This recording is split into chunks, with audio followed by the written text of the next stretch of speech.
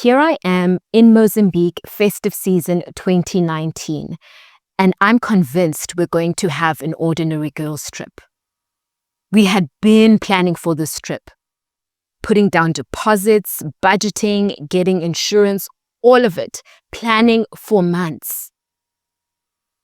So we get to our Airbnb and I reach out to one of my friends who just so happens to be a celebrity, an artist in his country. He's very well known. And my thinking is he is the perfect person to tell us the places to go and check out, the people we should link up with. Just he would be able to tell us what to do and where to be in that city.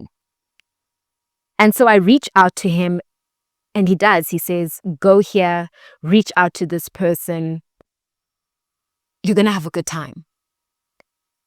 So that night, that very day, I'm talking about the day we arrived, that night, we get all dressed up, cute summer dresses, pencil skirts, cute tops, looking all foreign, and we go out to this really amazing restaurant.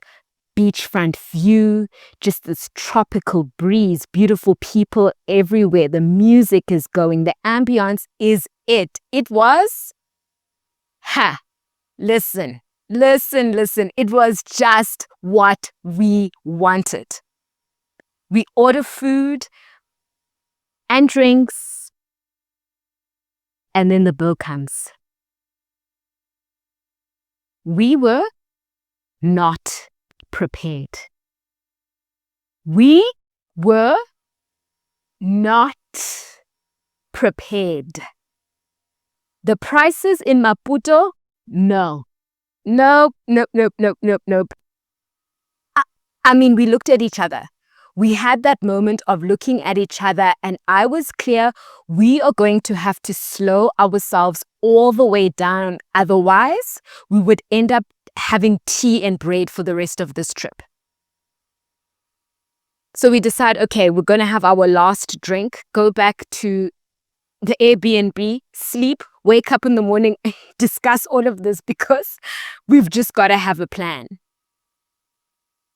As we're enjoying our last drink, the table next to us, which is a group of locals, introduce themselves and we end up chatting and exchanging numbers. It was really just a good, just a vibe. They were just good people.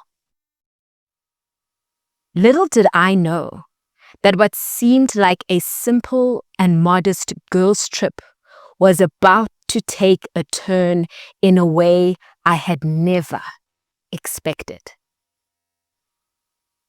The next day, one of the guys reaches out and he invites us for breakfast, and we declined because we had seen a restaurant or cafe rather on our way in, and we knew tomorrow that's where we're having breakfast, and so we wanted to stick to that plan. And so he says okay. He calls later and he invites us out for dinner, and again we declined because I had this idea of going to check out the Radisson Blu. I had seen the one in Lagos. It was absolutely amazing, obviously experiencing the ones here in Joburg, and I wanted to see if the Radisson Blu just lived up to their reputation and that expectation, that really good standard.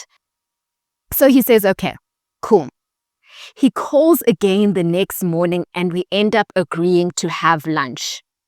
So we meet him and he is just such a cool person, so generous, so open, calm, and willing to show us the city.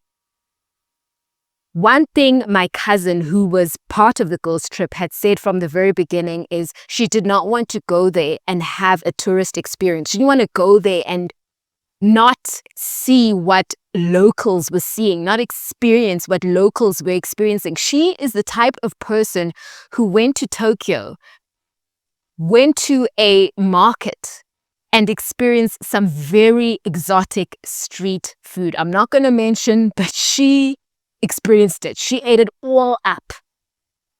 So she was clear, no, we are going to have a good, local, thorough experience. Again, this holiday that seemed like it was going to be understated because of budget quickly became a vacation I will never forget. And this is where it all started. We went from looking at each other like, what is this? When the bill came, to having breakfasts at 5-star hotels, being treated like royalty, going out for breakfasts, lunches, dinners, visiting some of the most amazing local spots, being invited on a private plane to another part of the country, going to 2 of the hottest New Year's Eve parties too. He took us to 2. The first one was at some quaint corner restaurant, just so beautiful, so family-like, such an intimate vibe, fireworks, all of it, good food, good drinks. And then the second one was a lot more out there. We pulled up to another luxury hotel, 5-star hotel, for this really big party in the conference room. It was incredible. But this story is not about any of this. This was all just the backstory of how we ended up at a politician's house. On this particular day, we were returning back from one of many excursions when his phone rang. It was his aunt. She had said to him that, listen, I want to see you before the new year. Please find time to visit me. And so he asked, are we keen to go with him to see his aunt? Now listen. We had already allowed him to take us to all of these places and to show us the city. Why would we back out now? Why would we say no? Honestly, we were just being forward. That's what it was. We were being terribly forward. So we agreed. We said, okay, we'll go with. And so we get to this really beautiful house. And I feel like I have to paint a bit of context because I've been going to Mozambique pretty much my whole life. From when I was a little girl, I have family there. So this country is very familiar to me, but I had never seen it from this lens. I had never seen how well people truly live. This home, this location, I had not seen it before. So as I said, we end up at this beautiful home having iced tea with the lady of the house. She's elegant and lovely, the wife of a politician. She gets to talking, and the more I listen to her, the more I realize she is a well of wisdom, a woman who has lived a full life of prominence. She has been in rooms many could only dream of entering and met with people we read about. And what really amazed me about her is that she was not talking at us. She was talking to us. She was talking with us. She wanted to know what we had to say. She wanted to know what we thought. It was a conversation. Then she brings up a president's name. And my cousin voices that she's not very fond of him for many reasons. And I add too that I'm not fond of him either.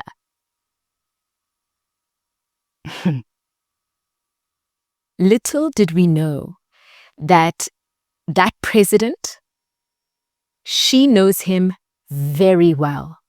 They have entertained him many times in their home. He is a personal friend. That very couch we're sitting on, he has sat there too. But instead of harshly rebuking us, she handed us keys to open doors. She said, you may not always agree with people. You may not like how they do things or even like them, but respect and honor will take you places. Respect and honor will take you through doors far beyond what you can imagine. And it's when you are in those doors, or through those doors, it is when you are in those rooms that you are more likely to affect change and do something about the things you disagree with instead of sitting on the side and criticizing. She also said Until you get close enough to someone, you don't know them. You don't know why they do what they do and what it is they are going through. And that's not to say that they should not be held accountable or take responsibility or we should be okay with what they're doing. No, it's that at some point in all of our lives, we are going to need mercy. We're going to need understanding. Indeed, to whom much is given, much is expected. But remember to deal with people with the same measure of mercy and grace you hope will be given back to you. And when I look back at my life and the bad decisions I've made and the people I've hurt, I know what it is to need mercy and grace. I know it. I know I do. This woman drew so deeply from her well without even knowing it. And she blessed me in a way far beyond what I expected. She opened my mind and stretched my understanding. Honestly, I only hope to encounter more deep wells. And I pray all of you listening to this do too, so that you can nourish the person sitting next to you and the person next to them. I'm convinced that that wisdom that she shared was probably wisdom she shares with her nieces and her daughters and those close enough to her. And to everybody else, perhaps she is just a politician's wife. I thank God for how fortunate I've been.